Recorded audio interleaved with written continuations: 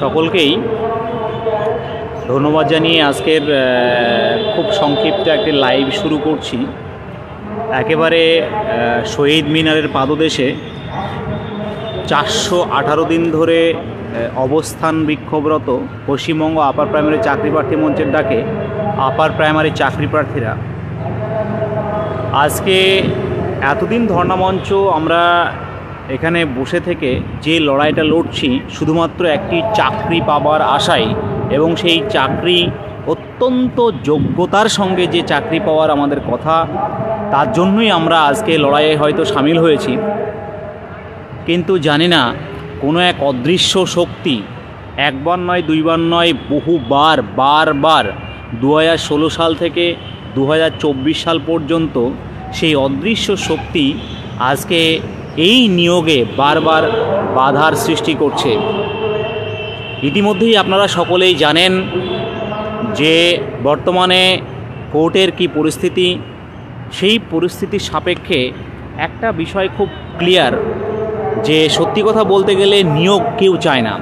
অর্থাৎ যদি এখানে আমরা বিশেষ কাউকে দোষারোপ করছি না, কিন্তু সার্বিকভাবে দেখা যাচ্ছে যে নিয়োগ কেউ চায় না, এবং এই না চাওয়ার যে বিষয়টি সেটা এত বারবার প্রকট হয়ে উঠছে আমরা চাকরি প্রার্থীরা কিন্তু প্রচণ্ড ক্লান্ত হয়ে যাচ্ছি। কারো কারো ব্যক্তিগত ইগো স্যাটিসফ্যাকশান, কারো মিডিয়া ট্রায়াল, বিভিন্ন দিক থেকে আমরা দেখতে পাচ্ছি যে আলটিমেট যখনই একটা সলিউশনের দিকে আসছি আমরা, তখনই কিন্তু কোনো না কোনো দুর্ঘটনা আমাদের ঘুরে যাচ্ছে। সার্বিকভাবে নিয়োগ প্রক্রিয়াকে থমকে রেখে এই যে দীর্ঘদিন ধরে যে রাইট টু এডুকেশনকে ব্যাহত করা হচ্ছে, ছেলে মেয়েদের বঞ্চিত করা হচ্ছে, তাদের যে অবৈতনিক শিক্ষা প্রক্রিয়া রয়েছে সেই শিক্ষা,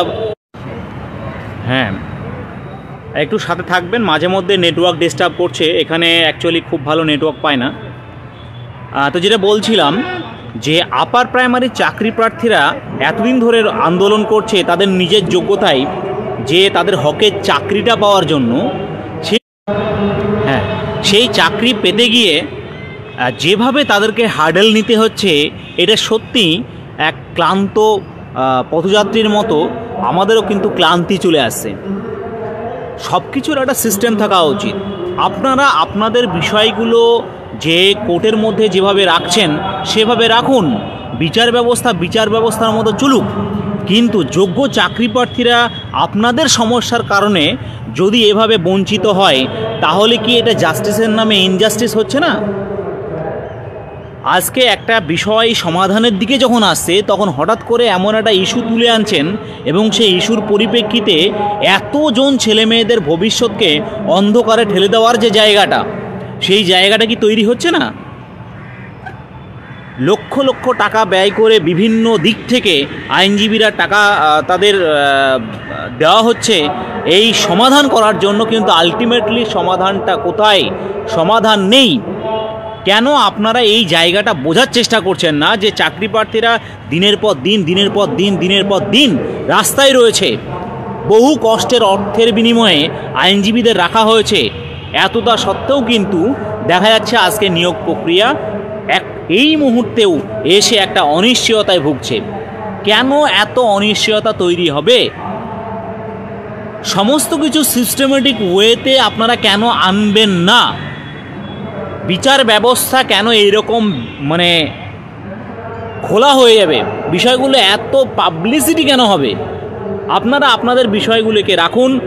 দেখুন, আমরা বিচার ব্যবস্থার প্রতি কোনো অঙ্গুলি নির্দেশ করছি না, বা আমরা বিচার ব্যবস্থার প্রতি যে একটা আস্থা আছে আমাদের, সেটাও আমরা ভুলে যাচ্ছি না। কিন্তু দুর্ভাগ্যের বিষয়, এই বিচার ব্যবস্থার নামে আমাদের মাঝে মধ্যে প্রশ্ন করতেই হচ্ছে যে বিচার ব্যবস্থার নামে আজকে একটা যে কেস সমাধানের দিকে যাচ্ছে, সেই কেস হঠাৎ করে এমন একটা ডামাডোল তৈরি হয়েছে যেখানে সকলেই একটা অনিশ্চয়তার মধ্যে ভুগছে। যদি এর ফলে এই যে আপনারা যে ঘটনাটা ঘটাচ্ছেন, এর ফলে যদি কোনো চাকরি প্রার্থী ভবিষ্যতে সুসাইড করে, বা ভবিষ্যতে যদি তারা বিভিন্ন পদক্ষেপ গ্রহণ করে এরকম কিছু একটা মারাত্মক, তার দায় নেবে কে? এই জিনিসগুলো কেন কোর্ট বিষয়গুলো মনিটরিং করছে না?